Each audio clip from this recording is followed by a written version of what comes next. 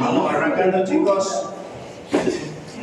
Este es un tema que no es muy complicado para ustedes, pero sí quiero que entiendan el contexto en donde estamos de. Vamos a repetir un par de cositas, vamos a ver cómo se vincula, en este caso muy puntual y muy concreto para que ustedes entiendan. A ver, ¿en qué aspecto se puede utilizar esto que nosotros vamos a ver acá? ¿O en qué marco está mucho más definido? Y sobre todo la vinculación que tiene siempre la economía, en este caso puntual con historia y con una ciencia social. Muy rápido, pero para que ustedes comprendan un poquitito historia económica y de dónde viene esta ley que se llama de la oferta y la demanda, o si ustedes quieren la ley de la demanda decreciente. Normalmente ustedes ven los aspectos más prácticos, pero todo, como todas las cuestiones, tiene un porqué y un sentido, ¿no? Ustedes escucharon hablar seguramente del sendero tecnológico. ¿Saben lo que es eso? Yo no, profe. El sendero tecnológico es, a ver, por ejemplo, las vías del ferrocarril, ¿por qué tienen el ancho que tienen?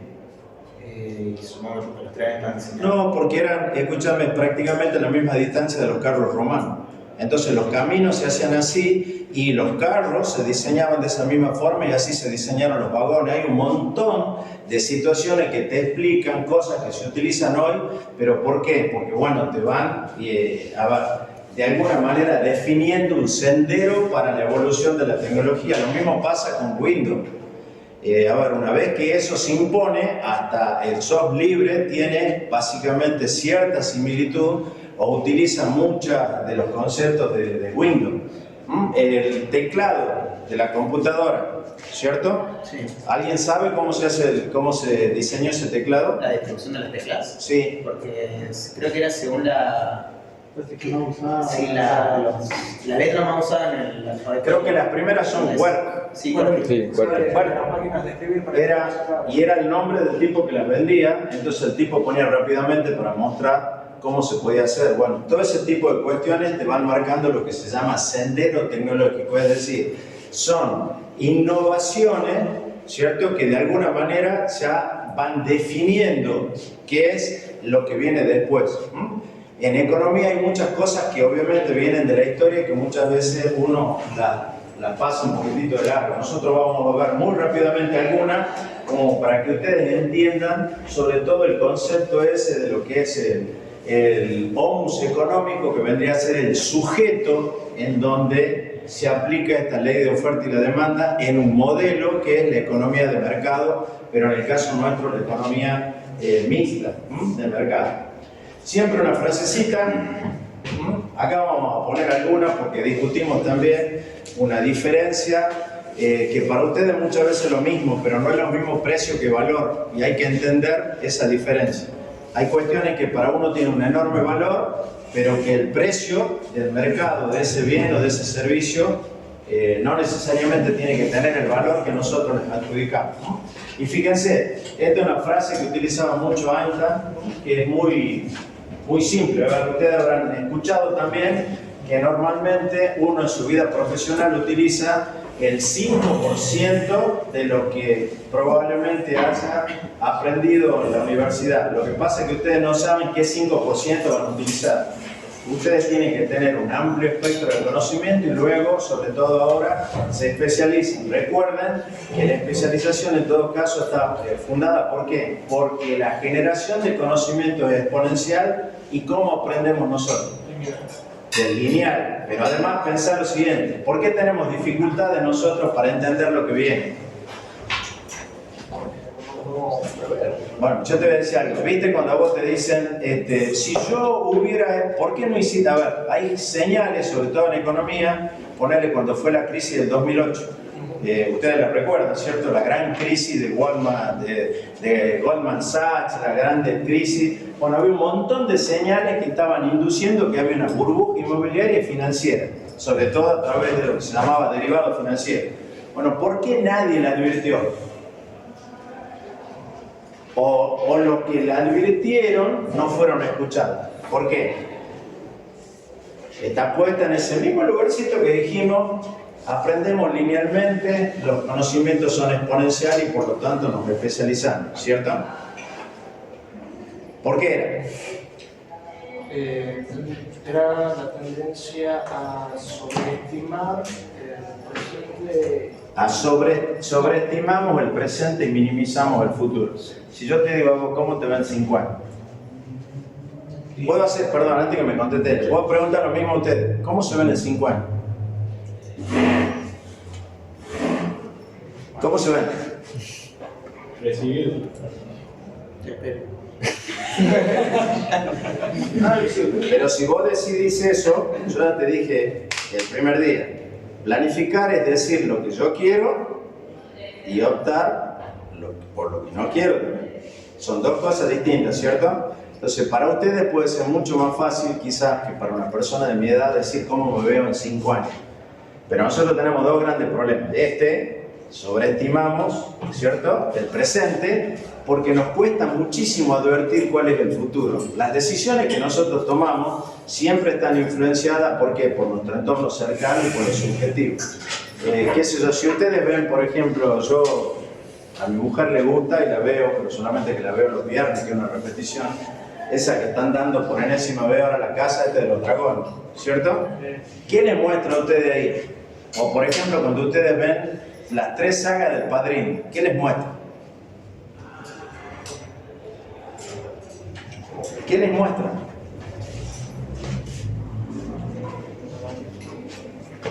¿Qué les muestra? Les muestra cómo las decisiones de un entorno muy chiquito influyen sobre millones de personas.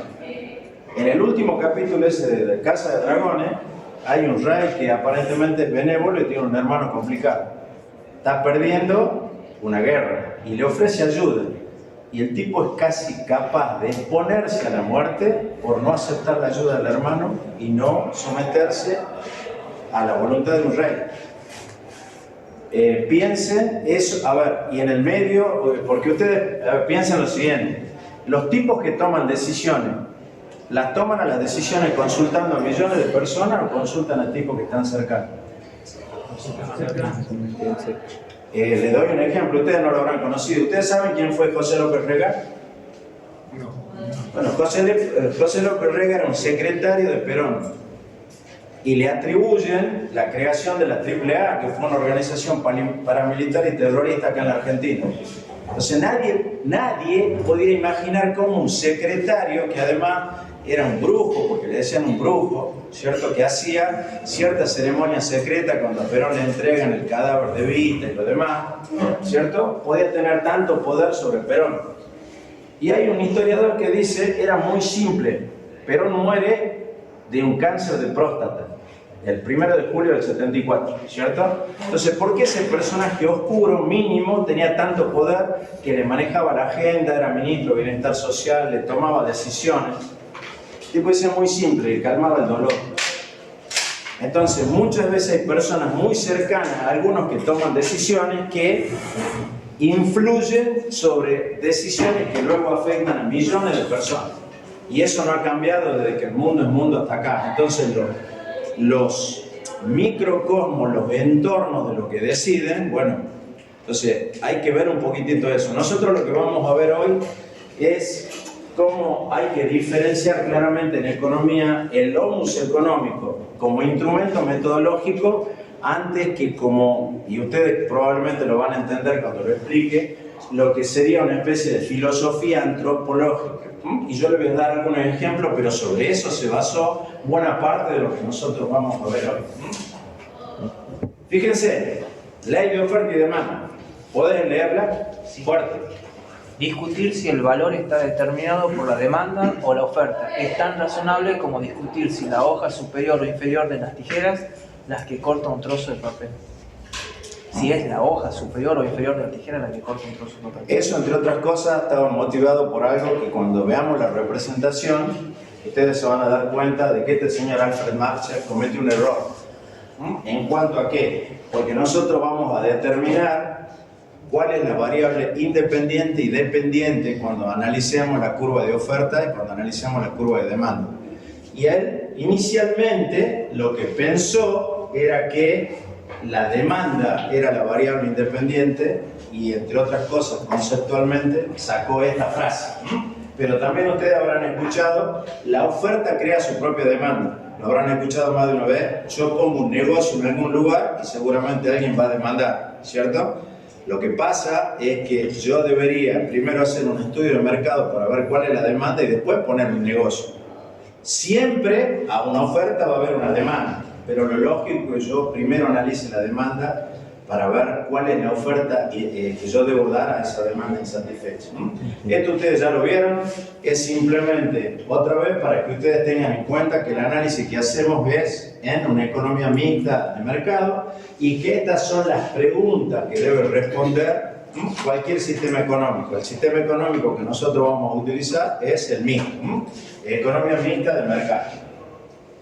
Entonces, fíjense. Primero, algunas definiciones de lo que es mercado. ¿Alguien nos puede leer eso? Cualquiera.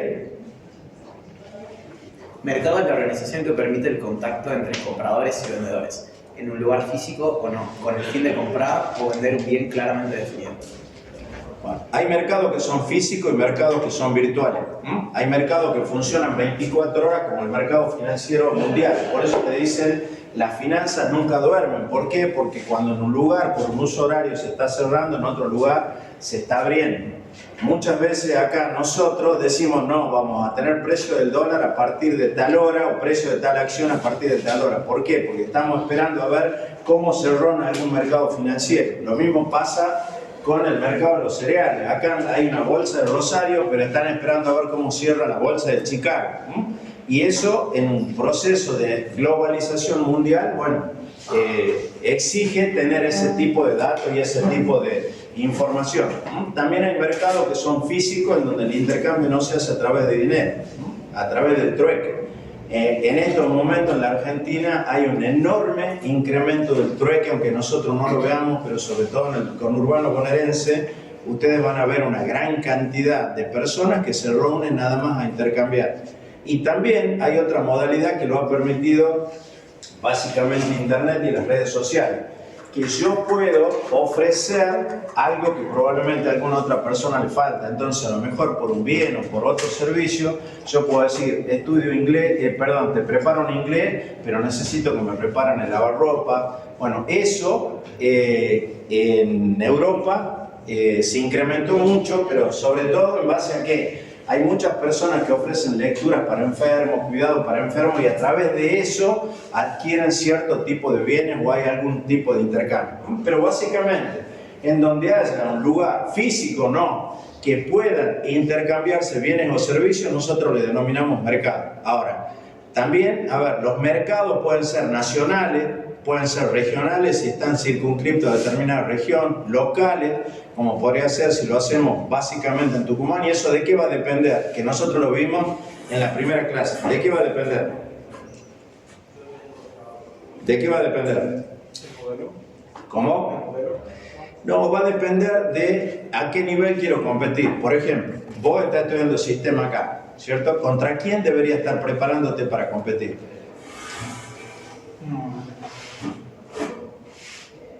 Y dependería de cuál sería mi ambición por estar compitiendo acá con mis compañeros. Ya tendrían que competir internacionalmente. Sí. Si ustedes no compiten globalmente, están fritos. ¿Por qué los venezolanos tienen tanto trabajo acá? Porque le pasa a los venezolanos lo mismo que nos pasa a los argentinos. ¿Quiénes son los que se van? Los mejores. O por lo menos los que se creen mejores, ¿cierto? A algunos no les va tan bien y vuelven. Pero normalmente el tipo que tiene espíritu aventurero, emprendedor, ese tipo que cree que va a encontrar otro tipo de posibilidades de afuera, es el que se va. Entonces ustedes tendrían que estar pensando que probablemente, vuelvo a esto. ¿Cómo te ves dentro de 5 o 10 años? ¿Va a haber más o menos globalización? va a haber más o menos movilización. ¿Con quién voy a competir? ¿A dónde voy a ir a trabajar? ¿Toda la vida voy a trabajar acá en Tucumán? Bueno, ¿cómo va a ser el mercado global de trabajo? Muchos de ustedes que están en el sistema tienen más trabajo probablemente en Buenos Aires y Córdoba que acá mismo en Tucumán. Hay muchos de ustedes que se van.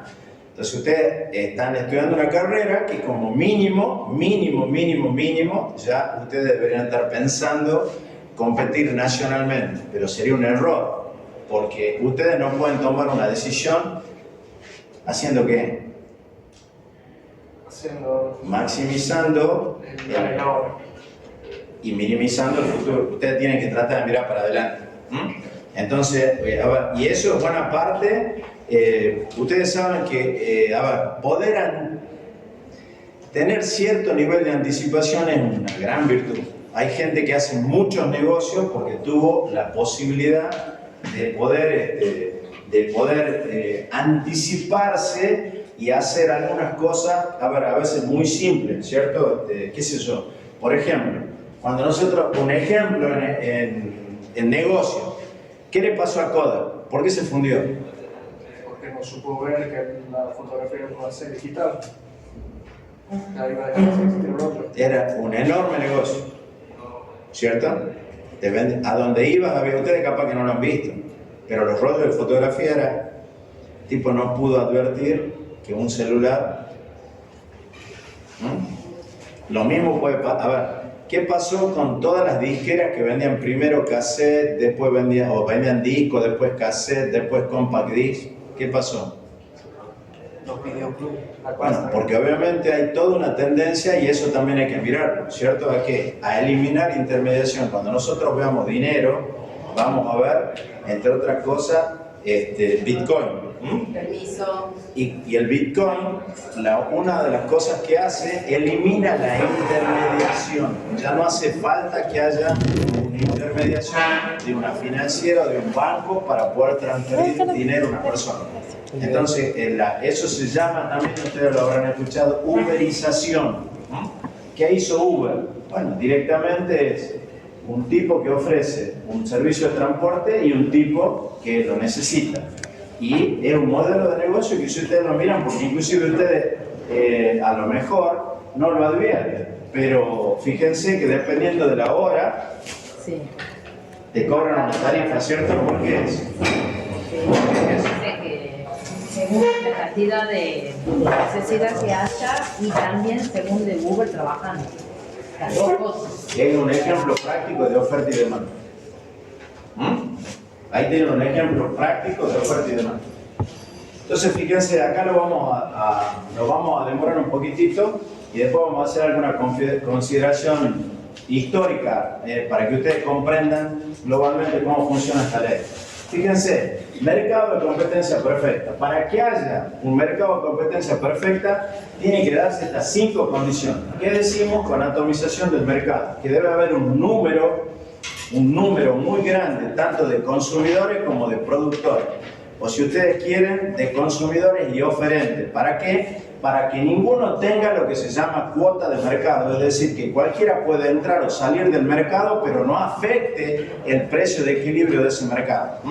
Si no existe una gran cantidad, digamos, de oferentes y de consumidores, anda por acá. Entonces lo que sucede es que estamos en un modelo de competencia imperfecta. Por ejemplo, lo que sucede con los monopolios, los oligopolios o la cartelización. Para eso normalmente hay ciertos instrumentos legales que son los entes reguladores en algún caso, el Tribunal de Defensa de la Competencia. ¿Para qué? Para garantizar que en caso que no se dé esa condición, no haya nadie que pueda tomar decisiones económicas y condicionar al resto del mercado, ¿cierto? Homogeneidad del producto, de manera tal de que no haya diferenciación, por ejemplo, por diseño. El ejemplo más típico de eso son los mercados de cereales. Normalmente los mercados agrícolas son los más competitivos, ¿cierto? En el mercado, por ejemplo, de la soja, el producto es básicamente el mismo en cualquier lugar del mundo. Por eso se cotiza de esa forma y de esa manera. que haya libre acceso al mercado. Eso significa que no tiene que haber ningún tipo de barrera arancelaria, paraarancelaria, fitosanitaria o barreras legales como una patente, por ejemplo, o ciertas concesiones. Por ejemplo, nadie puede acceder en Tucumán al mercado de la distribución eléctrica porque hay una concesión ¿de cuánto? 99 años, así que sus tataranietos todavía van a estar trabajando con EDET acá. Eso fue una de las grandes cosas que se hizo para garantizar la competencia, una locura. Darle 99 años a una empresa de esas características es complicado. De cualquier forma, hay que ver porque eso se llaman monopolios naturales. ¿Por qué les llamamos monopolios naturales? Porque es más eficiente, aunque ustedes por ahí a veces no les no alcancen a entenderlo, es más eficiente que haya un monopolio de empresas como las empresas de distribución de energía eléctrica o distribución de agua, o si ustedes quieren, hay algunas que no están reguladas, como las empresas de cable, pero que no son muchas. ¿Cuánto hay acá? 3, 4. Por ejemplo, ahora fíjense, les doy un ejemplo extremo. Si hubiera dos empresas que distribuyen agua, ¿qué debería haber?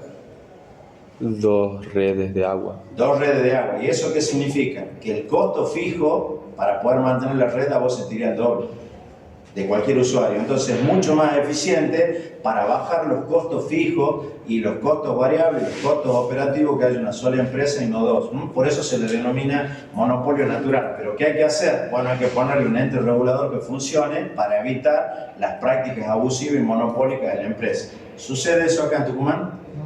No sucede, ¿cierto? O sea, volvemos siempre a lo mismo, de la teoría uno puede tener una respuesta. Las cuestiones prácticas, ustedes tienen que saber diferenciar. Transparencia, ¿qué significa eso? Que todo el mundo tiene que tener información precisa y objetiva en ese mercado. Básicamente que yo tendría que conocer todos los precios de referencia que pudiera haber en ese mercado, a los que están ofreciendo cada uno de los productores para poder obtener que yo mi máxima utilidad, obteniendo ese menor precio con un producto que me dé la máxima satisfacción. Y perfecta movilidad de los factores productivos significa que no puede haber ningún tipo de impedimento para la entrada o para la salida. Eso significa que yo en el corto plazo, como lo vamos a ver más adelante, probablemente no decida salir, pero en el largo plazo sí voy a tomar decisiones, porque siempre voy a estar pensando en que en el costo de oportunidad de permanecer en el mercado en que yo estoy trabajando o ir a un mercado en donde los factores que yo poseo me van a dar un máximo beneficio. ¿Se entienden esos 5 puntos que están acá? Están mucho más definidos, creo que en el capítulo 6 del libro, pero no obstante, ustedes no entenderían lo que es un mercado de competencia perfecta donde aplica esta ley si no hacemos esta pequeña mención. Fíjense, acá una pequeña cuestión histórica que tiene que ver a veces con las visiones que se tiene de la economía, y recuerden también que nosotros, particularmente cuando le dimos la definición de lo que era el homo económico, le mostramos las dos cosas, la definición y una opinión totalmente distinta, como por ejemplo la de Amartya Sen, que decía que el homo económico es simplemente un idiota, un zopenco, supuestamente racional. Bueno, en este sentido, para que ustedes conozcan de cómo viene y de dónde surge y dónde lo vamos a aplicar en esta ley de oferta y demanda, ¿cierto? ¿Podés leer esta última partecita para que no lean todo? Desde acá, mira, para abajo. No de la benevolencia del carnicero, del piñatero, del panadero, sino de sus miras al interés propio es de quien esperamos, y debemos esperar nuestro alimento. No imploramos su humanidad, sino acudimos a su amor propio. Nunca les hablamos de nuestras necesidades, sino de sus ventajas. Esto es una frase que te enseña a negociar. Yo, cuando voy a negociar con una persona, cuando lo voy a convencer de algo, no oculto que tengo un interés, pero que le digo, mi interés también va a ser una ventaja para vos. Nadie, si ustedes habrán escuchado esa frase, el negocio, como el amor, se hace de a dos, ¿cierto? Entonces yo tengo que convencerte que yo tengo un interés en mi negocio, pero que ese interés que yo tengo a vos te genera una ventaja y a vos también te va a generar una satisfacción. ¿Cuál es el drama de esto? Primero yo explico un poquito esto. Esto está hecho en el año 1776. En esa época, era una época en donde intentaba imponerse, ¿contra quiénes se rebelaban en esa época?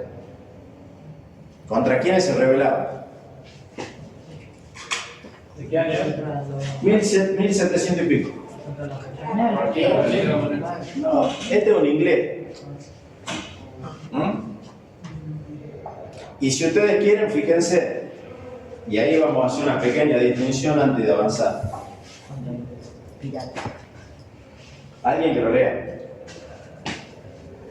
En sus célebres recomendaciones el príncipe sostiene, generalizando de los hombres puede decirse lo siguiente: son ingratos, volubles, simuladores, huidizos, temerosos del peligro, ávidos de ganancias, de modo que el amor no se retiene por gratitud, ya que los seres humanos, por su triste naturaleza, rompen ese vínculo en todo momento en que prive su interés personal.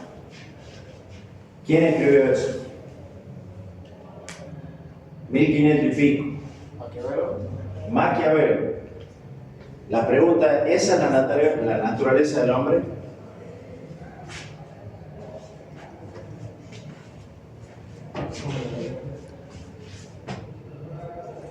Y en esa época, si usted, Maquiavelo, cuando le hace ese tipo de recomendaciones al príncipe, es porque algunos sostienen que en realidad nosotros lo vemos a Maquiavelo como un cínico y un manipulador, pero que en realidad las recomendaciones que él hacía era para que los príncipes, que en ese momento eran la representación del Estado, se liberaran ¿de quién? ¿La mujer? No. De la iglesia. Hasta acá, el poder eclesial. ¿Cierto? Entonces él le da esta recomendación al príncipe para que maneje a la plebe y puedan imponerse a la iglesia. Un siglo después surge en donde, ¿qué es lo que buscaban? Eran todas personas que estaban intentando, como pasó con la Revolución Francesa. ¿Qué sucede con la Revolución Francesa? ¿Fue un intento de qué? ¿Un intento de qué? De tirar abajo la monarquía.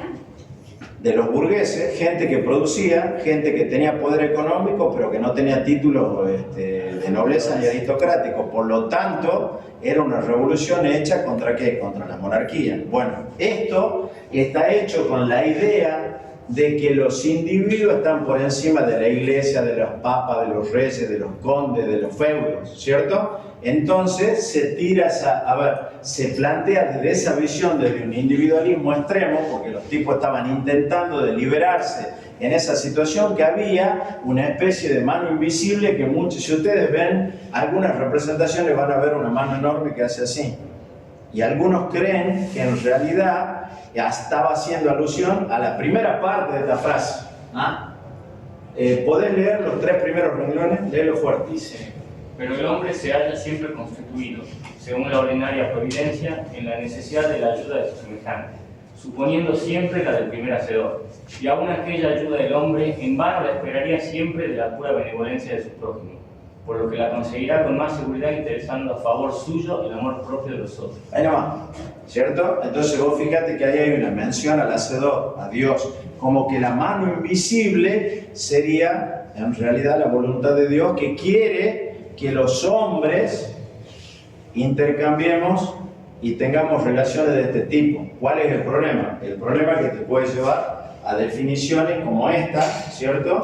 O, por ejemplo, ustedes habrán escuchado también, por ejemplo, algunas definiciones de Malthus, que de alguna manera el tipo no entendía la capacidad que tenía la tecnología de poder reproducir bienes en forma geométrica, sino él pensaba que los bienes también se iban a reproducir de manera lineal, pero ante la enorme cantidad y reproducción que había en ese momento en la raza humana, él pensaba que lo único que se podía hacer era regular ese crecimiento de la población a través de las guerras, o de las pestes, o de las hambrunas.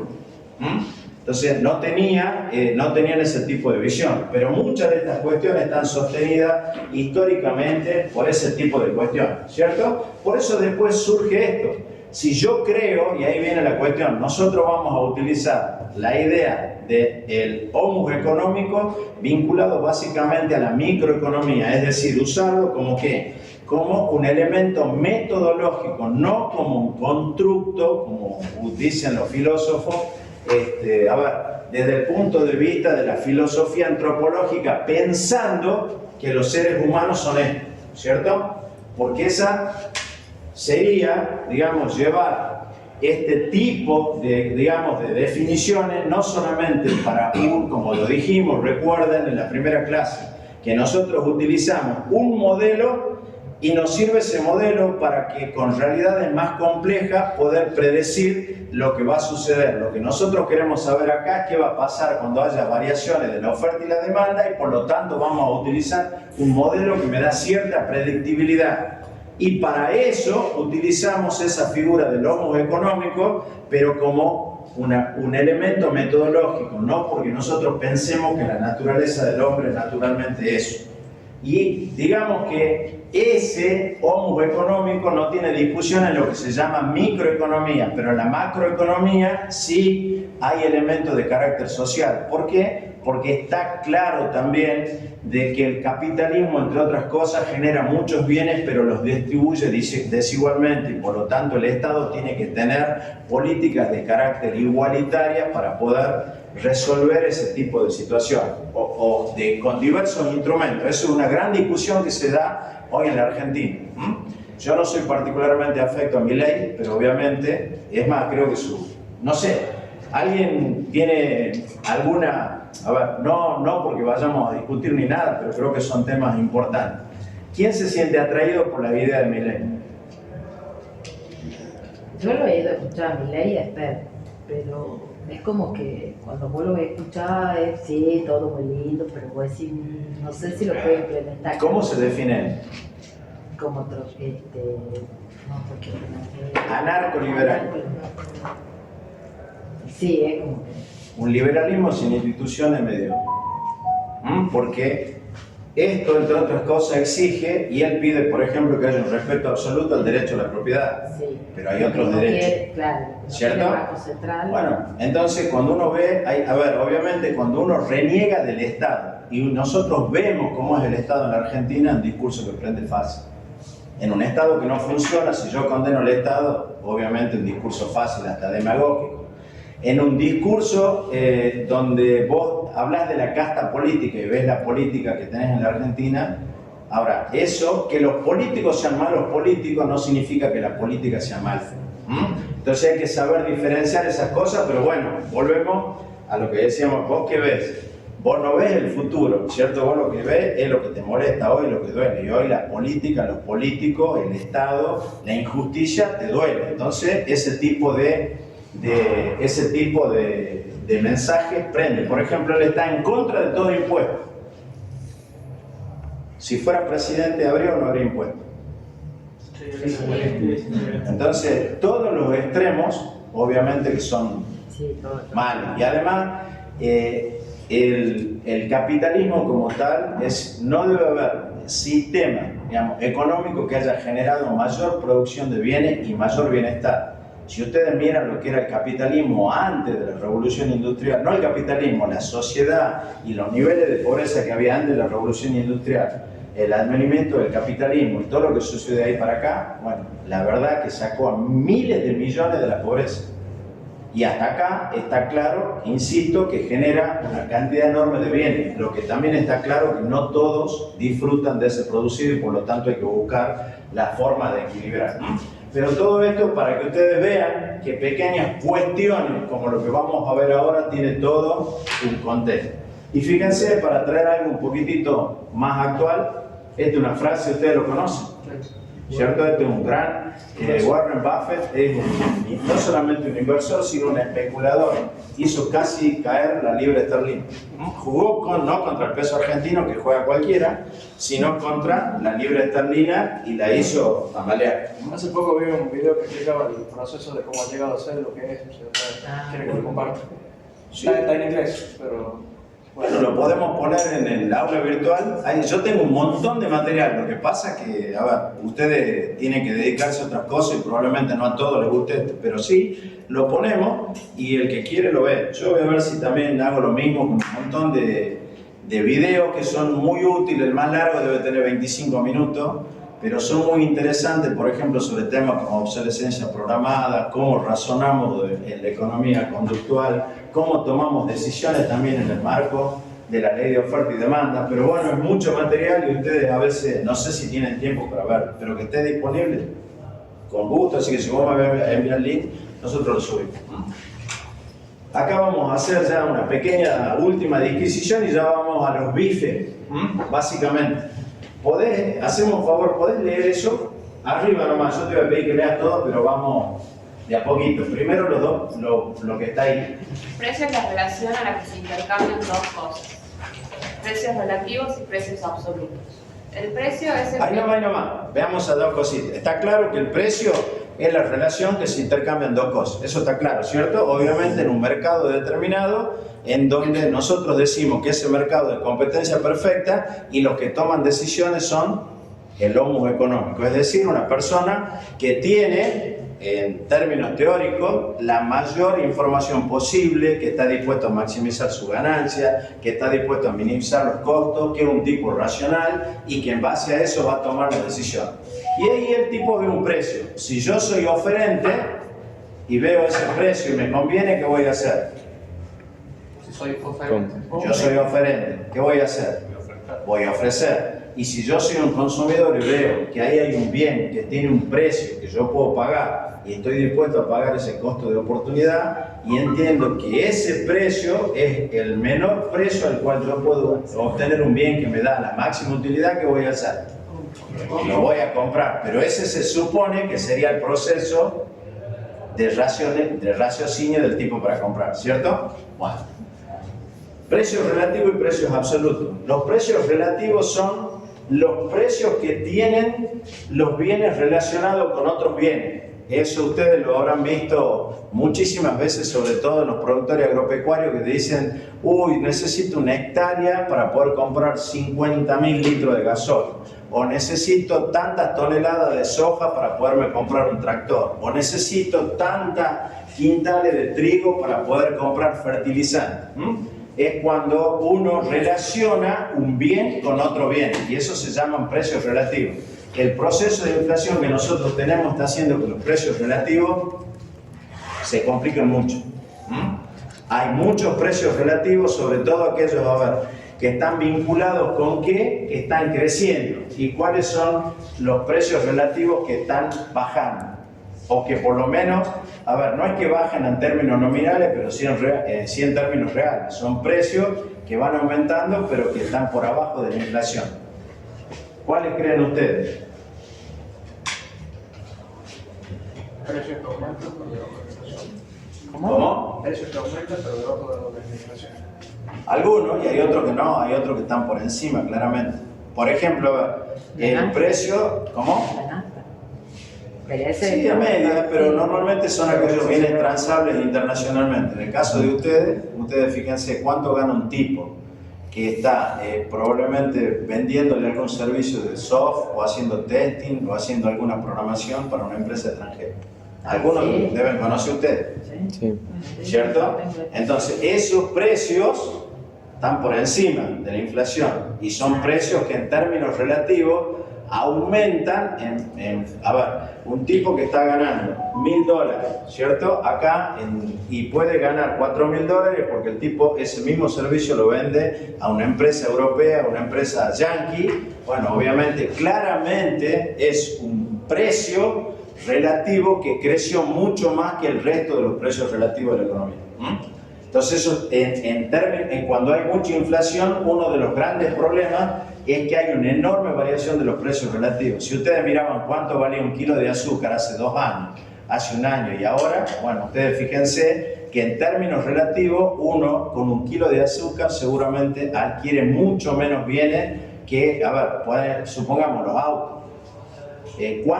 ¿Cuántas toneladas de azúcar necesitábamos hace 2 años para poder comprar un auto y cuántas toneladas de azúcar necesitamos hoy?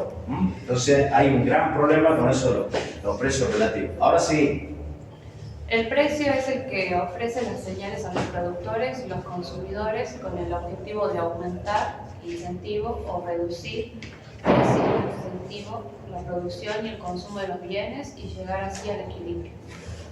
¿Se entiende eso? ¿O no se entiende? Yo cuando veo un bien en un mercado cualquiera, ¿en qué me fijo primero? ¿En qué me baso para tomar la decisión? Entonces yo digo, fíjense, el precio que ofrece la señal a los productores y los consumidores con el objetivo de aumentar, incentivar o reducir, desincentivar la producción y el consumo de los bienes y llegar hacia el equilibrio. Por ejemplo, yo soy un productor eficiente, veo que el precio del mercado en el mercado competitivo está subiendo. Yo estaré dispuesto entonces ¿a qué? A producir más porque estoy viendo que obviamente quiero maximizar mi ganancia. Obviamente tiene un límite, nosotros lo vamos a ver cuando analizamos costos de producción y cuál sería el punto de producción que yo puedo tener, pero básicamente cuando el precio sube yo ofrezco más y cuando el precio sube, ¿qué pasa con la demanda? Baja. ¿Por qué? Porque al aumentar el precio decimos que la ley de la demanda es inversa, es una ley de demanda decreciente. A medida que aumenta el precio, demando menos. Sigamos. Paradoja del agua y los diamantes. Ahí hay otra concepción, ¿cierto? A ver cómo se determinan los precios. Es una vieja historia. Pero acá uno lo puede ver desde el punto de vista de lo que se llama la teoría objetiva del valor. Yo podría decir, ¿por qué? A ver, ¿por qué me podría explicar vos por qué los diamantes valen más que el agua? Bueno, con el método de teoría objetiva. No, con cualquiera, o decimos lo tuyo. No, vos podés decir, discúlpame, a ver, ¿por qué los diamantes valdrían más que el agua? ¿Cómo lo imaginarías vos? Por una cuestión de escasez, por una dificultad de obtención. Está bien. Ahora, vos estás en el desierto. No me sirve nada. Entonces, vos me tenés que decir, che, ¿por qué? ¿Por qué? Si yo utilizo lo que se llama la teoría objetiva del valor, yo digo, bueno, che, esto está basado en ¿qué? En la cantidad de trabajo que yo tengo que utilizar para obtener ese bien. Entonces te puedo decir, los diamantes valen lo que valen porque yo tengo que hacer un enorme trabajo para poderlo extraer y el agua no. Ahora bien, ese mismo razonamiento puede fallar si yo me encuentro, ¿en dónde? En el desierto. Entonces puedo tener toneladas de diamantes, pero ¿qué necesito yo? Y por lo tanto ahí tengo que hablar de lo que se llama la utilidad marginal. Es decir, la satisfacción que me va a generar determinado tipo de bien. Entonces, eso básicamente está dado por esto. ¿Lo puedes leer? El último pedacito que está acá. La utilidad marginal es el valor que una persona le otorga a un bien por cada producto añadido del mismo. Es llamado marginal porque mientras mayor sea el número de unidades, menor será la utilidad que se les otorga. Asimismo, cuantas menos unidades disponibles haya, mayor será la utilidad otorgada por el consumidor. Ahí está una parte de lo que vos decís respecto de la escasez, ¿cierto? Pero esto mismo yo te digo, estoy en el desierto y tengo 10 toneladas de diamantes. Entonces viene un tipo y me ofrece 2 litros de agua. Y yo estoy sediento y estaría dispuesto a decirte, no, te doy 10 kilos de diamantes por 2 litros de agua. Me dan los 2 litros de agua, yo tomo y cuando el tipo me ofrece 2 litros más, ¿le ofrezco la misma cantidad? ¿Por qué? Porque obviamente hay una utilidad marginal que se llama decreciente. A medida que yo voy consumiendo mayores unidades de ese bien, la utilidad, la satisfacción que yo tengo de ese bien decrece y por lo tanto le voy a ofrecer menos dinero por ese bien. Eso es lo que significa esto para que ustedes vean cómo se forman los precios. Sigamos. A ver, otra persona que lea. ¿Vos lo puedes leer? Sí. La demanda. La cantidad demandada por el mercado es la cantidad específica de un bien que todos los compradores del mercado optarían por comprar durante un cierto periodo. Dados. 1. Un precio específico que deben pagar por el bien. 2. Las restricciones existentes. Deseos, costo de oportunidad, limitación del poder de compra. ¿Se entiende hasta ahí o no?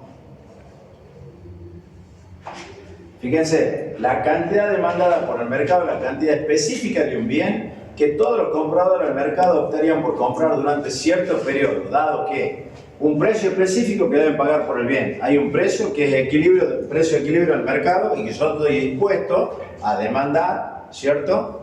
A ese precio. Si el precio varía, una de dos, puedo demandar más o puedo demandar menos. ¿cierto? Pero a ese precio. Por eso dice durante un periodo de determinado tiempo, ¿cierto? El precio puede ir variando, ¿por qué? Porque el equilibrio es un equilibrio en realidad dinámico e inestable, va variando en base a ¿qué? A los oferentes y en base a los consumidores. También recuerden lo siguiente, cuando nosotros veíamos hace un rato el tema del precio y veíamos que se me está escapando y no quiero que se escape porque eso es la idea que ustedes tienen que tener, sobre todo cuando hacen el proyecto, ¿cierto? En el corto plazo, las decisiones se toman de manera marginal, es decir, en base a ¿qué? A la satisfacción que me produce ese bien y el precio de equilibrio del mercado.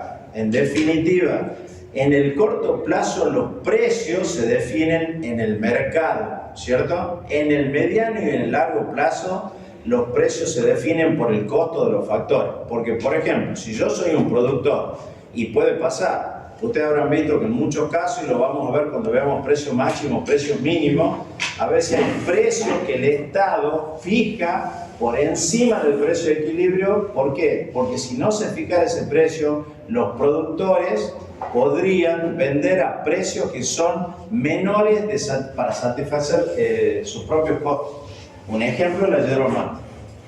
La yerba mate tiene un mercado regulado en donde son precios que están puestos por encima del precio de equilibrio, porque si fuera el precio de equilibrio no podrían ni siquiera pagar sus costos, ¿cierto? Pero eso no puede tener indefinidamente. Entonces, en el corto plazo los precios los fija el mercado. En el mediano y en el largo plazo los precios se hacen en función de ¿qué? Del costo de los factores. Por ejemplo, inicialmente había, no sé, algún producto derivado del petróleo que tenía un precio determinado en el mercado. Cuando el precio del petróleo sube y ese es un componente importante, en el mediano y el largo plazo, ese factor que es el costo de la energía o el petróleo va a hacer que incida en el precio de los factores y por lo tanto nadie va a vender para fundirse. Van a estar precios que estén por encima del costo de los factores y que le dé un pequeño beneficio. Las restricciones existentes, ¿cierto? El deseo, ¿qué deseo yo? Hay deseos que son subjetivos, muchas veces inducidos por la propaganda. Entonces la subjetividad y la cuestión psicológica siempre está presente cuando yo voy a demandar un bien o un servicio. El costo de oportunidad, ¿basado en qué? En la limitación del poder de compra, es decir, yo voy a adquirir un bien y seguramente cuando adquiero ese bien es muy probable que efectivamente yo esté renunciando a otro bien, entonces también, además de tener el deseo, tengo que estar dispuesto a renunciar a ese otro bien que yo podría adquirir analizando el costo de oportunidad. ¿Está claro eso? Ahora, acá hay una distinción. ¿Qué significa demandar? La demanda es una intención. Comprar es una acción. Mucha gente, a ver, cuando hacen estudios de mercado, ustedes le van a decir, ¿vos estarías dispuesto a demandar? Te va a decir, sí. Pero de que el tipo demande a que el tipo compre, son dos cosas totalmente distintas. Muchas veces ustedes se sienten atraídos para comprar determinado bien, pero ¿qué sucede? Mirá el costo de oportunidad. Y cuando mirá el costo de oportunidad, entonces decidís no comprar. Entonces, esto es una intención y esto es una acción. Es comprarlo realmente, ¿cierto? Entonces, fíjense, ahí hacemos, en un estudio de mercado hay que hacer una tabla de demanda, que no es otra cosa que ¿no? Esto es una tablita de demanda.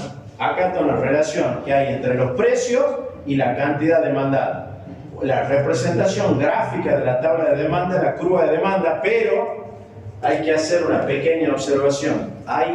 Y nosotros lo vamos a ver al final, hay lo que se llaman variables ceteris paribus. Esas variables ceteris paribus nosotros suponemos que son constantes y después lo vamos a ver en una cuestión muy simple para poder representar esta curva de demanda. Es decir, la función de demanda tiene varias variables, yo supongo que varias de esas variables son constantes y me quedo con una sola variable que es la variable independiente, que es el precio, y al hacer eso puedo representar en el plano la curva de demanda. Que no es otra cosa que es una curva que nos representa la curva de demanda de un bien que tiene una relación inversa. Si ustedes se fijan, acá están los precios y acá están las cantidades, ¿cierto? Entonces, a medida que el precio va aumentando, las cantidades son menores, es decir, al precio P1 yo tengo la cantidad Q1. A este precio, que es un precio bajo, tengo esta cantidad representada por este segmento, que es la cantidad demandada. Acá hacemos una observación. Cuando yo hablo de demanda, es la curva. Cuando digo cada uno de los valores que tienen estos puntitos que están acá, estoy hablando de cantidad demandada. Son dos cosas totalmente distintas. ¿Por qué? Porque la curva de demanda tiene desplazamiento cuando se dan ciertos tipos de situaciones, ¿cierto? Pero ustedes se fijan, es una ley de la demanda decreciente. A medida que aumenta el precio, las cantidades demandadas son menores, por lo tanto es una relación inversa entre precios y cantidad. Y yo les decía hace un rato, la variable independiente es el precio, y eso tiene que grabarse. ¿Y qué notan ahí? ¿Qué notan ahí en la gráfica? La cantidad depende del precio. ¿Cómo? ¿El precio depende de la cantidad? No. El precio no depende de la cantidad porque es al revés. Ahí yo tengo que poner, ¿cierto? Que Q es igual a F de P, a F sub P. Es decir, el precio es la variable independiente. Si yo tuviera que escribírtelo matemáticamente, no sé, no tengo un marcador, pero sería Q, si vos querés para que la entiendan mejor. Q es la Y, no. y P es la X. ¿Cómo? Q es la Y, P es la X. A ver, sí, pero ¿qué estás viendo ahí entonces? La variable independiente, ¿cómo la representamos normalmente nosotros? ¿Con qué letra? Con la Con la X. ¿Y dónde se representa la X? Entonces Marshall, cuando hace esa primera frase, es porque él pensaba inicialmente que la demanda era la variable independiente y no el precio. Por lo tanto, si vos te fijas, todos los valores de la variable independiente están puestas en el eje vertical, ¿cierto? Que normalmente en matemática es la variable dependiente, no la independiente, ¿cierto? Y acá están puestos los valores de la variable dependiente, que para en matemática ustedes ponen los valores de la variable independiente. Está puesta al revés. Y por eso tiene este tipo de representación. A los efectos gráficos y matemáticos no tiene ningún problema, pero ustedes tienen que tener en cuenta eso, porque a veces cuando la dibujan, quizás se equivoquen, porque a lo mejor pensás que la variable independiente tiene que ponerse en el eje horizontal. En economía no, es exactamente al revés. ¿Está claro eso? Sí. Siga. Fíjense, a ver, alguien, vos podés leerlo, lee así punto por punto y lo vamos viendo entonces. La curva de demanda no nos muestra los precios que tendríamos. Despacito y fuerte, y lo vamos a analizar. La curva de demanda no nos muestra los precios que tendría un producto si la cantidad de demanda fuera una determinada. La cantidad demandada. Demandada fuera una determinada. Eso es por qué. Porque volvemos a decir, estamos acá. ¿Cuál es la variable independiente? Precio. El precio, ¿cierto? Entonces el precio es lo que yo tengo que fijarme para tomar una decisión. De acuerdo a los distintos niveles de precio, tengo cantidades demandadas. No es que las cantidades demandadas determinan el precio. ¿Cierto? ¿Estamos? Seguí ahora con el segundo párrafo. La curva de demanda nos indica cuál sería la cantidad de un bien que los consumidores estarían dispuestos a demandar a los distintos niveles de precio. ¿Se entiende eso? A medida que va variando el precio, yo voy teniendo en la curva las distintas cantidades demandadas, ¿cierto? El precio sube y yo voy teniendo distintas, o el precio baja y estoy teniendo distintas cantidades demandadas. Sí. En esta relación, por lo tanto, la variable dependiente es la cantidad demandada y la variable independiente es el precio del mercado. ¿Está claro eso? Eso, grábenselo porque muchas veces parece... Entonces, fíjense, lee la conclusión. Ley de la demanda decreciente. Ceteris paribus. Significa manteniendo todo constante. Eso significa ceteris paribus. Manteniendo constante, ¿ves? Fíjense. Permaneciendo todo lo demás constante. La cantidad demandada de un bien se incrementa cuando el precio del mercado disminuya y viceversa, cuando el precio del mercado aumente, es decir, la cantidad demandada del bien y el precio del mercado están inversamente relacionados. ¿Está claro eso? ¿Cierto? Sigamos. Entonces, fíjense, ¿qué explica esa ley de la demanda decreciente? Yo después les voy a mostrar algunos productos que reúnen ese tipo de características. A ver, no sé, podés leer vos efecto sustitución de él. Variación producida en la cantidad consumida de un producto X. Al alterarse su precio relativo, es decir, cuando aumenta el precio del bien, buscamos otro producto que sustituya su consumo, de manera que la cantidad demandada se verá reducida. ¿A alguien se le ocurre un ejemplo de eso? La carne.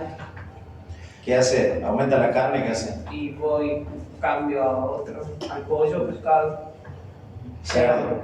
Y se Hasta que te aumenta el precio del cerdo, que ahora está tan caro como la vaca. ¿Qué hace? Polenta. Sopa. Entonces ahí tenés un ejemplo concreto de lo que hace el efecto sustitución. Un precio aumenta en un mercado determinado, ¿cierto? Cuanto mayor sustituto tenga ese producto, más variable, después nosotros vamos a ver lo que es la elasticidad, pero inmediatamente vos lo vas a sustituir. Lo que también quiero que sepan, y probablemente me haya estado olvidando, cuando ustedes ven la curva esa de demanda, es la suma de las demandas individuales. Normalmente, ¿qué hacemos? Por ejemplo, gaseosa. Todos consumimos gaseosa acá, ¿cierto? Pero lo consumimos en menor cantidad, de acuerdo a nuestros propios deseos, a ver, cuestiones psicológicas, el momento, lo que fuera, ¿cierto? Entonces, él tiene una curva de demanda individual de gaseosa. Él tiene otra, él tiene otra, él tiene otra. Sumamos todas esas curvas y me da la curva del mercado de gaseosa. Y después tenemos que ver si ese alcance de la curva de demanda es local, es regional, es nacional e internacional, ¿cierto? Eso ya tiene que ver con el mercado que yo estoy analizando. Pero la suma de las demandas individuales es lo que me da esa curva del mercado. ¿Por qué es inversa? ¿Por qué decreciente? Porque hay varios factores. Uno es el efecto sustitución, otro el efecto renta. No sé, ¿lo puede leer al efecto renta? ¿No lo ve? ¿Alguno que lo vea de ahí? ¿Vos lo podés ver? ¿Vos lo ves? Sí. Léelo bien, al efecto renta. Cuando aumenta el precio del producto X y nuestra renta sigue siendo igual que antes, ahora tenemos menor poder adquisitivo en relación a ese producto y por lo tanto demandaremos menos cantidad de X. Por el contrario, una reducción en el precio provocará un aumento en nuestra renta real y nuestra capacidad de compra en relación a ese producto. Si yo vuelvo al ejemplo que vos decís, aumenta el precio de la carne, pero mi salario está fijo, ¿cierto? Entonces, relaciona ese producto, ¿cómo ha sido mi renta? Baja, se ve reducida, ¿cierto? Entonces, si yo veo que aumenta el precio de la carne, ¿cierto? Y aumenta de una manera sustancial, y veo que mi salario sigue siendo fijo, seguramente yo voy a adquirir menor cantidad de ese bien porque en relación a ese bien mi renta decayó. Eso en un proceso inflacionario como este significa que si todos tenemos ingresos fijos, obviamente nuestra renta está decayendo hacia un conjunto de bienes. ¿Por qué? Porque al estar fijo mi salario y al aumentar, aunque sea nominalmente, ese tipo de bienes, bueno, obviamente mi renta está disminuyendo. Por eso se siente tanto, ¿cierto? Pues ustedes, a ver, van y compran un producto. A lo mejor, no sé si le está pasando a ustedes. A veces uno se sorprende porque es tan, digamos, virulento el proceso inflacionario que a veces vos ya no sabés el precio. Vas a un súper a comprar y te sorprende un poquito porque en definitiva, ya no podés muchas veces ni siquiera comprarte en el bolsillo. Tenés que ir con la tarjeta porque no sabes si el efectivo que vos tenés te alcanza. Ese es un gravísimo problema porque obviamente afecta todo el sistema de información que son los precios con el cual yo tomo decisiones. Seguramente le está pasando a mucha gente que decide comprar un producto y no lo compra porque, bueno, una de dos, no le alcanza o ve que el precio se dispara tanto que ya a ese precio no está dispuesto a comprar. Estaba dispuesto a comprarlo al precio que ella pensaba que tenía el producto, no al que está puesto ahí. Así que estamos pasando, ustedes, no sé, ¿ustedes han vivido procesos como estos antes o no? Yo sí. Bueno, yo sí, varias veces, claro. Ojalá que a ustedes no les toque pasar la que pasamos algunos. Sí, más el 2001, el del 86, muy parecido. El 89. Ah, 89. El 89. Bueno, y ahí había muchos componentes también políticos y sociales, ¿cierto? Había una decisión de destrozar el gobierno de Alfonsín. Eso era muy claro, entonces había señales económicas y se generaban expectativas de carácter negativo para que ese gobierno cayera más. Fíjense, volvamos.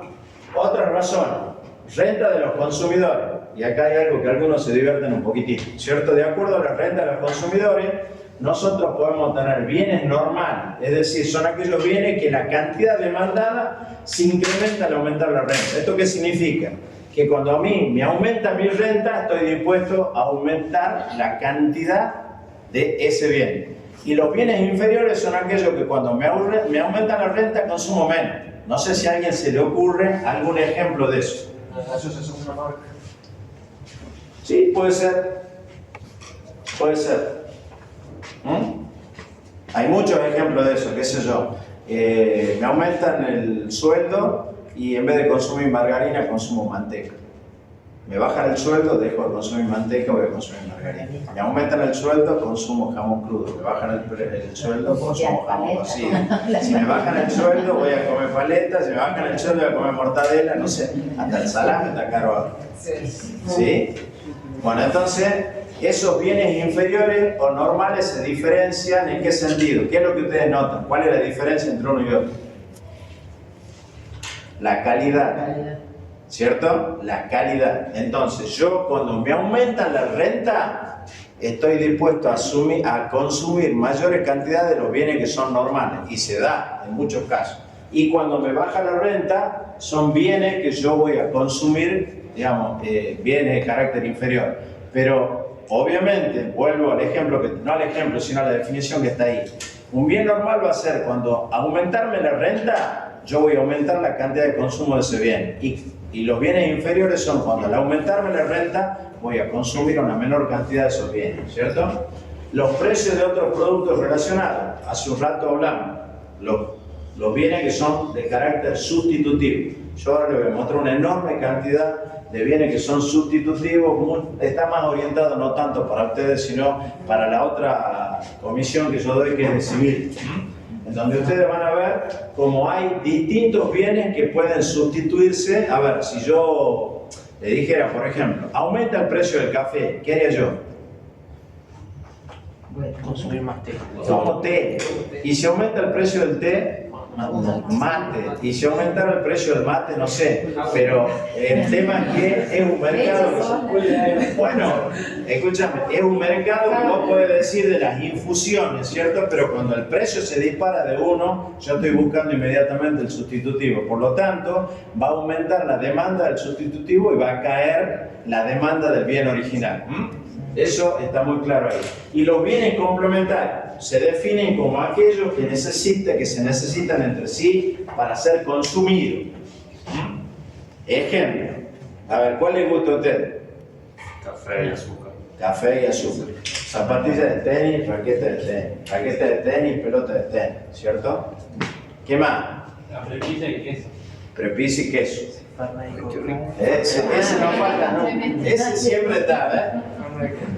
Entonces se van a la Pepsi. Estado de combustible. Sí, Hay que estar. Te bajó mucho la renta. No hay que subestimar. Yo se lo recomiendo. Yo te voy a decir otra cosa. Yo me acostumbré, yo tomo poco Fernet, a mí me gusta mucho más el whisky, ¿cierto? Pero mi papá, mi viejo, lo tomaba, mi viejo lo tomaba como se tomaba antiguamente, como los amargos, ¿viste? Son unos vasitos chiquititos así, lo tomaba prácticamente puro. Yo nunca pude tomarlo puro, pero lo tomo con soda. Y hay gente que dice, ¿cómo puede tomar eso? Yo te aseguro que 100.000 veces más sano que tomar con coca, porque vos perdés la noción de lo que tomás. Cuando vos le agregas con alguien, a ver, ustedes abran un vaso de vodka, medio vaso de vodka, ¿cierto? Medio vaso te estoy diciendo, vos lo tomás así, puro te cuesta. Le agrega un chorrito de naranja y como salida de vueltas. Entonces todas esas mezclitas son complicadas porque tiene otro problema. El otro problema es que tiene azúcar. Entonces el azúcar cuando se degrada, ¿cuál es el subproducto de la degradación? Alcohol. Entonces vos le agregás alcohol, escúchame, le agregás alcohol, cualquier otra cosa que tiene azúcar, no se te pasa nunca la mamúa, porque cada vez que va degradándose es más alcohol. Eso le pasa mucho a las chicas. Ustedes toman muchos cócteles y eso, ¿cómo? 5 granadinas. No sé. Es muy rico, entonces por eso, no te das cuenta. Traten de no tomar cosas con azúcar, porque eso hace que... Y la resaca, Dios me libre. ¿No? Fíjense, ejemplo de producto sustituto, ahí tiene un montón, ¿cierto? Carne vacuna, cerdo, bueno, pues ahí tiene. Como para que ustedes vean de qué es lo que estamos hablando. No creo que haga falta explicación de eso, ahí tienen otros más. Fíjense, en cuanto a material, esto lo muestro yo sobre todo a los chicos de civil, porque hay muchos ejemplos de cómo ahora, este es uno de los tantos que hay plástico y madera, pero por ejemplo hay ladrillos de plástico, seguramente ustedes habrán visto algunos ladrillos ecológicos, hay una enorme cantidad de materiales para la construcción. Entonces, esos son productos sustitutos, ahí tienen algunos otros que son complementarios, parecen pavadas, pero yo me compro una taza, seguro que me tengo que comprar un plato y sí, bueno. Y sí, bueno, ya estamos mostrando la pobreza extrema también. Fíjense, ahora bien. Bueno, yo creo que un poco ha salido, no sé si por comodidad, por práctica, tazas con tazones que no llevan la pieza. Sí, puede ser, sí, tenés razón, para sopa, sí hay. Fíjense, estos son otros factores que dependen, fíjense que acá pongo no la curva, la función de la demanda. Entonces decimos, el tamaño del mercado, los gustos o preferencias de los consumidores, las expectativas futuras sobre la evolución del precio. Esto tiene que ver con cuestiones de carácter psicológico. El tamaño del mercado lo hablamos cuando arrancamos. Básicamente, ¿por qué? Porque es necesario para que el mercado sea competitivo que haya una gran cantidad tanto de consumidores como de oferentes. Los gustos, preferencias, como les decía, una cuestión psicológica, cultural, en cuanto uno puede preferir uno u otro producto. Esto, las expectativas futuras sobre la evolución de los precios, es muy simple de entender. Si yo veo que un precio de un producto determinado va a aumentar, ¿qué es lo que uno hace? Compras, ¿cierto? ¿Y qué hace el oferente? Que lo vamos a ver después, pero ¿qué hace el oferente? O estoquea. ¿Por qué? Porque obviamente entiende, digamos, que más importante que el dinero es estoquear. Ahora bien, ¿esto qué significa? Esto tiene mucho que ver con lo que se llama la teoría de la circulación del dinero. La velocidad de la circulación del dinero. Cuando hay procesos inflacionarios como este es muy alta, porque la gente no quiere tener dinero, consume porque entiende, por eso la gente hace unos esfuerzos enormes por tratar de pasar algunos bienes que tienen cierto valor y permanecen medianamente estables en el tiempo. Sí, heladeras, televisores, autos, lo que fuera, dólares, lo que fuera. ¿Por qué? Porque vos tenés que decir, pero ¿cómo estás dispuesto a pagar este precio? Porque la gente está mirando la expectativa futura de la evolución de los precios, entonces decide comprar. Y entonces es un factor. Y otros factores son las cuestiones estacionales, por ejemplo, ¿cierto? Uno come una cantidad determinada de helado en el invierno y otra en el verano, ¿cierto? Tiene que ver con algún evento que pudiera haber en donde algún competidor por algún motivo sale del mercado, una serie de efectos que no se pueden definir de una sola forma. Y acá tendríamos la función, ¿cierto? Y esta es la expresión analítica en donde ustedes tienen los componentes, ¿cierto? En donde vos tenés, este sería Q o X, como bien dijiste vos, X, o sea, la cantidad, la curva de demanda sería en función de qué? De la variable independiente que es el precio, la renta, el precio de los productos relacionados, los gustos, las expectativas, los otros. Entonces, todo eso que ustedes tienen ahí, nosotros para poder, ¿por qué no puedo graficar? Pongo acá, ¿por qué no puedo graficar la función de demanda? ¿Por qué no puedo graficar? Porque tiene muchas variables independientes. Entonces, ¿qué hago yo? Digo mantengo el precio como una variable independiente y todas las otras son lo que se llama variable ceteris paribus, entonces la identifico como constante, la defino como constante y cuando la defino como constante tengo la famosa curvita de la curva de demanda que la puedo representar en blanco. ¿Está claro eso? Sí. Sigamos. La oferta es prácticamente lo mismo. Es las mismas consideraciones, solamente que ahora, ¿qué tiene que tener en cuenta? ¿Cómo va a ser la relación entre precio y cantidad ofrecida? Directamente proporcional. Directamente proporcional. Cuando nosotros veíamos precio y cantidad demandada, era inversa. Ahora, el precio, ¿por qué? Porque es una cuestión muy simple. Si yo soy un oferente, si el precio sube, voy a ver, ¿qué decisión voy a tomar desde el punto de vista económico? Ofrecer más. Obviamente que eso va a ser así. De la misma forma analizamos lo que es la tabla de oferta. Y esta sería la curva de oferta, ¿cierto? La curva de oferta que tiene, como bien dijiste vos, una relación directa, es decir, a medida que va aumentando el precio, ¿cierto? Van aumentando las cantidades ofrecidas, ¿cierto? Entonces al precio P1, que es un precio bajo, yo ofrezco una pequeña cantidad que es Q1. Sube el precio, aumento en este punto B una mayor cantidad de Q2, es decir que acá, en este caso Q3 es mayor que Q2 y mayor que Q1, ¿cierto? Y el precio P3 es mayor que P2 y mayor que P1. ¿Está claro? Es una relación directa, yo voy a ofrecer más ¿en función de qué? En función de ese indicador que es el precio, que sigue siendo la variable independiente. Otra vez lo mismo, ¿cuáles son los factores que dependen de la oferta? Fíjense, los precios de los factores de producción. Indudablemente, yo para poder producir utilizo ¿qué? Factores que son materias primas, insumos, energía, y recuerden que hablamos de mano de obra, y ahí nosotros estamos poniendo capital físico y capital humano. Recuerden esa distinción que es muy importante que ustedes la tengan clara, entre mano de obra y capital humano, en donde la mano de obra, ¿qué? ¿Alguien se acuerda? ¿Qué es la mano de obra? Tiempo dispuesto a realizar el trabajo. Ajá, ¿y qué era el capital humano? La calidad de cada... La capacitación, ¿cierto? Que tienen y la aptitud que tienen las personas para hacer esa misma tarea. Yo siempre... ¿Alguien tiene un marcador ahí? ¿Tiene un marcador? Alcanzámoslo sin tirar nomás. Tirar. Tratá de no pegarme, ¿no? A ver. La producción de cualquier bien, ¿cierto? Normalmente está puesta así.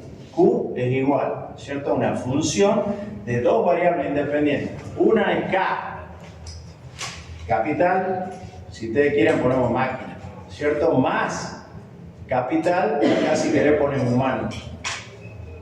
Por otra, que es básicamente el trabajo. El trabajo le llamas L, ¿cierto? Ustedes vienen acá a hacer esto, a que este H sea un exponente más grande.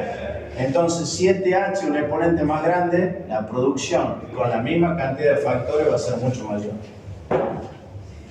Eso se mide, aunque ustedes creen que no, eso se mide. Hay gente que mide, yo no lo hago, es un laburo para estadísticos, no es lo mío, pero eso se mide claramente cómo impacta en la producción de bienes y servicios el capital humano. Por eso muchas empresas invierten y mucho en ¿qué? En capital humano, ¿cierto? Porque ellos tienen medido cómo la producción de bienes y servicios aumenta de carácter exponencial con el capital humano. Básicamente porque ustedes generan trabajo de más calidad y mayores innovaciones. Entonces, sigamos, fíjense, los recursos naturales, la tecnología está dada, ¿cierto? ¿Por qué? Porque ustedes cuando van a producir un bien ya han determinado qué tecnología van a producir, o más capital intensivo o más de mano de obra intensiva. Los impuestos y subvenciones, que son determinaciones que pone el Estado, el tamaño del mercado, la expectativa futura sobre la evolución de los precios, igual que antes, otro. Esta es la expresión analítica de la función de oferta, ¿cierto? Y hago el mismo ejercicio. Lo que hago es todas estas variables, ¿cierto? Que son estas que están acá, yo les llamo ceteris paribus, las tomo como constante. Cuando las tomo como constante queda únicamente la variable independiente y en función de tener esa variable independiente puedo obtener la curva de oferta. ¿Está claro? Y ahí volvemos a lo anterior.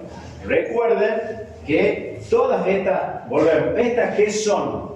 Son construcciones dentro de un modelo, ¿cierto?, de economía mixta que me permite a mí que obtener predicciones sobre lo que va a suceder en determinado mercado cuando suba el precio o baje el precio de determinado producto y de qué es lo que van a hacer tanto los consumidores como los productores. ¿Funciona o no funciona? ¿Funciona o no funciona? A veces. Yo diría que casi siempre funciona, ¿cierto? Pero no se olviden que nosotros partimos de supuestos teóricos, como todo supuesto teórico, a ver, y todo el mundo hace una comparación entre los modelos de física, por ejemplo, y un modelo como este, digamos, para economía. Pero piensen también que hay muchas cuestiones que tienen que ver con cuestiones de carácter social. Por ejemplo, a veces, ¿por qué no funciona esto? ¿Por qué podría no funcionar con algo, con una decisión de carácter social? Mala publicidad. Por ejemplo, ¿qué pasa si en una empresa que produce determinado tipo de bien suponete hay abusos y la gente decide no comprar? O por ejemplo, en muchos casos hay empresas que están trayendo productos que no acá, obviamente acá no, pero en algunos lugares donde vos ya tenés cierto nivel adquisitivo, decidís no comprar este producto porque supuestamente lo hace mano de obra esclava. Le pasó a Nike, que tenía trabajo infantil en la India, por ejemplo. O porque son contaminantes o porque hay cuestiones ecológicas, ¿cierto? Entonces hay otro tipo de cuestiones que pueden afectar esas decisiones del mercado, no es únicamente el precio. Pero en la mayoría de las decisiones vos qué haces, mirás el precio, ¿cierto? Y lo importante sigue siendo si el promedio es muy alto. Yo te diría que en el 95% y quizás más de los casos, la gente toma decisiones en función de la ley de oferta y de demanda en lo que sería microeconomía. Macroeconomía son otro tipo de consideraciones que espero que las podamos ver tranquilos ya más adelante. Punto de equilibrio. Es muy simple, todos lo saben. ¿Cuál es el punto de equilibrio? El punto donde se intersectan tanto la curva de oferta como la curva de demanda, ¿cierto? Entonces fíjese, si un mercado se encuentra en equilibrio cuando la cantidad de un bien que los consumidores están dispuestos a comprar coinciden con las cantidades que los productores estarían dispuestos a ofrecer. Esto solo va a ocurrir para un nivel de precio que se denomina precio de equilibrio. Y muchas veces van a escuchar los precios de equilibrio cuando se vacía el mercado. ¿Y eso qué significa? Significa que a ese precio todos los consumidores están dispuestos a consumir la cantidad ofrecida a ese precio, no al resto de los precios de la economía. ¿Está claro? Y vamos a ver, ya podemos ir terminando porque están cansados o no. ¿Les cuesta? ¿Qué les cuesta? A mí sí me cuesta mucho mantener la cosa. Hay una curva de Gauss, ¿saben ustedes? ¿Cuánto es el máximo de atención? 15 minutos. No, vos tenés razón. Yo te voy a decir algo. Sí, él dice que los primeros 15 son los... Y sí. ¿Por qué te crees que los TED duran 18 minutos? 12 minutos. Lo que sucede es que ahí viene otra gran cuestión. No hay pensamientos complejos que se puedan explicar a veces en 12 minutos o en 10. Ustedes tienen un gran problema porque les cuesta concentrarse. A mí también, No va, a ver. Y cuanto más dispositivos usas, mayor es tu problema de dispersión. El tema es que ustedes tienen muchísima información y después tenés que saber cómo combinarla o cómo buscar lo que vos necesitas. Y para eso, por eso les cuesta tanto estudiar. Tienen que ir a un, no sé, a un monasterio benedictino que olvidarse de todo.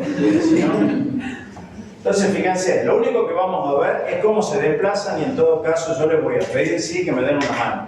Que miren las tablas que están acá, yo le voy a pedir a Madriaga que se las publique y que en todo caso ya cuando la próxima, sí. Profe, ¿la virtual sigue? Sí, funciona. Sí. Bueno, ahora Madriaga estaba acá en la facultad, no sé, andará por ahí. Sí, lo he visto yo, porque yo le he preguntado dónde estábamos. Y me dice, no voy, pero bueno, en la próxima clase la van a tener con él. Yo estoy volviendo de viaje tipo 20 horas, así que ahí van a ver prácticos de lo que hemos visto hasta acá, hasta oferta y demanda, ¿cierto? Y ahí espero que ya puedan tener acceso a todo el material. Yo se lo subo, pero algún problema debe tener. Fíjense, para que ustedes vean, esta es la curva de demanda, ¿cierto? Ahí tenés la curva de oferta. Un movimiento de circulación a lo largo de la curva es únicamente cuando ustedes tienen variación de precios, tanto de oferta como de demanda. Es decir, la variación es una variación a lo largo. Lo único que está variando son las cantidades demandadas, ¿cierto?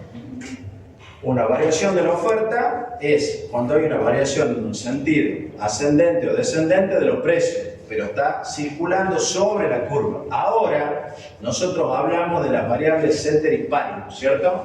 Y las variables ceteris paribus lo que producen son desplazamiento de la curva de demanda o desplazamiento de la curva de oferta, la de la demanda hacia arriba y la derecha, hacia abajo y a la izquierda. La oferta al revés, hacia arriba y a la izquierda y hacia abajo y a la derecha. ¿Por qué? Por ejemplo, si hubiera un aumento de la renta, ¿qué pasaría con la curva de demanda?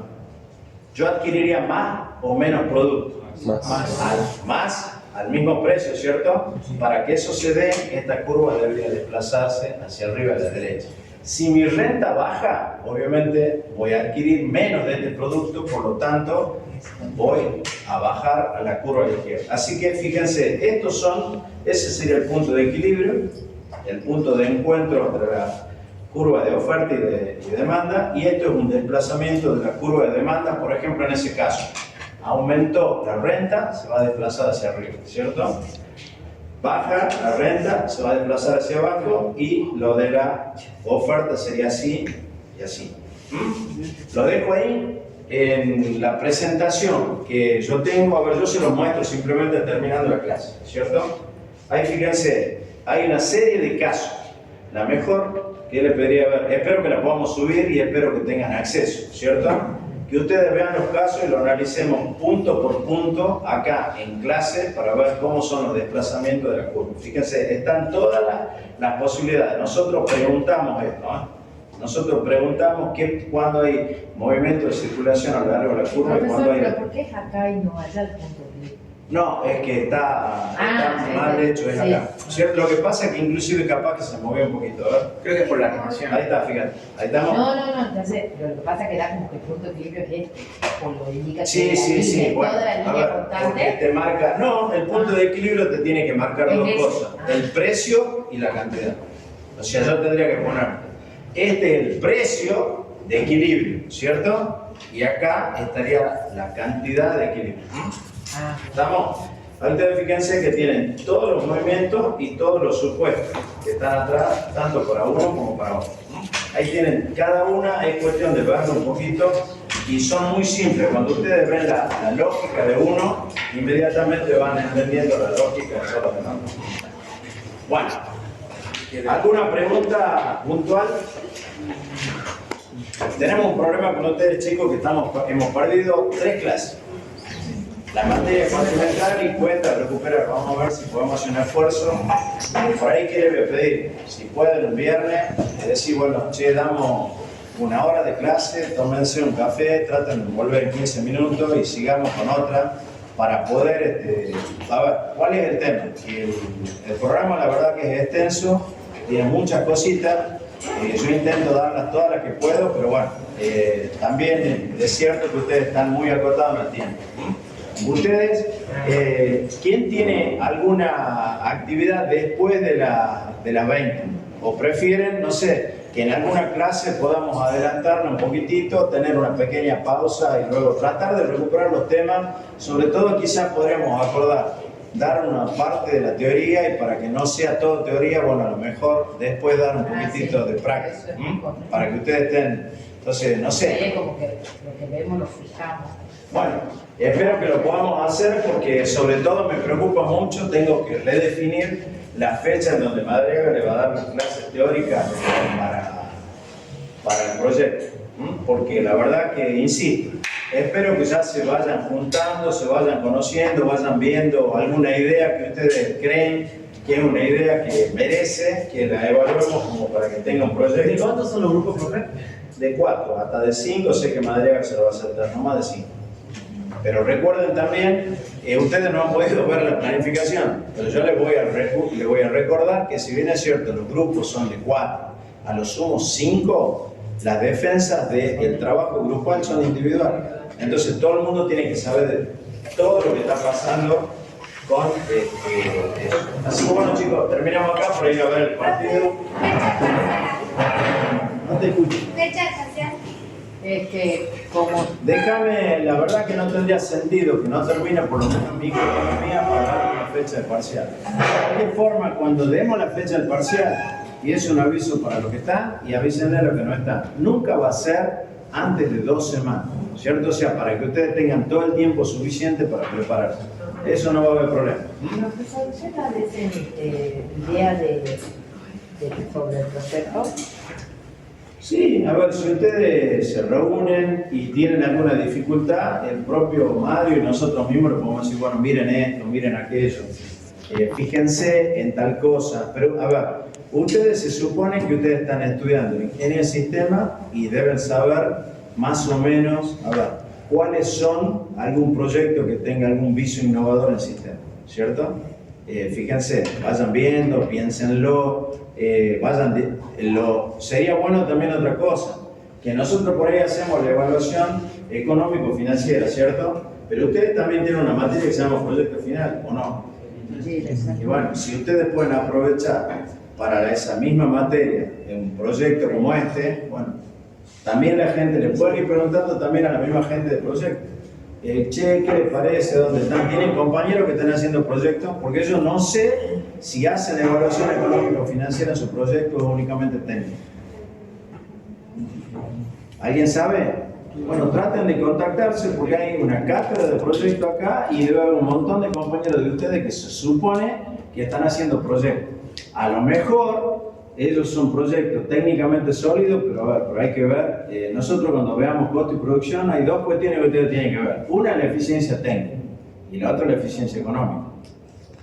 Técnicamente puede ser muy bueno, pero una idea que no se la vende a nadie, acá le tenemos que decir, a ver, es más, no estaría de más que hagamos la evaluación económica financiera y ustedes llegan a la conclusión, no, mira, esto no va. ¿Por qué? Porque es muy bueno, pero no es algo que el mercado necesita, ¿cierto? Eso es algo que ustedes tienen que estar pensando cuando hacen los proyectos que nosotros les pedimos que hagan. A ver, el proyecto no necesariamente tiene que tener a ver, la evaluación, no el proyecto. La evaluación no necesariamente tiene que decir que el proyecto es viable. Lo que tiene que decir es, a ver, en ese mercado, ¿cuál es la viabilidad del proyecto? Y si puede tener una alternativa, mejor. Porque se supone que ustedes van a hacer un proyecto para invertir ustedes o buscar inversores. Y bueno, ni ustedes quieren perder plata, ni le van a pedir plata a un tipo para que se funda, ¿cierto? Entonces, esa cuestión económica es la que nosotros vemos. Le damos herramientas que les puedo asegurar. Hay mucha gente que está trabajando en Escaña y que ahora nos agradece haberle dado esa información, sobre todo la guía, por ejemplo, que nosotros le damos, que es muy simple, tiene 24 ítems, pero con esos ítems, siguiéndolo, ustedes prácticamente pueden presentar cualquier proyecto en cualquier lado. A ver, y el que quiera, hay un montón de bibliografía, desde evaluaciones sociales de proyectos que tiene otra lógica, que ya no es la lógica empresaria, hasta libros que están puestos ahí en la bibliografía respecto digamos, a muy famosos escritores o ingenieros en la formulación de proyectos. Eso está todo disponible ahí, espero que rápidamente puedan tener hasta, a ver, no solamente por la materia, sabemos que es mucho, ustedes no van a poder ver todo ese material que está ahí, pero a lo mejor si lo bajan, en algún momento en su vida profesional lo pueden llegar a utilizar. Bueno muchachos, gracias por la presencia, que ya esto, y no sé ustedes, pero yo me voy a ver el partido.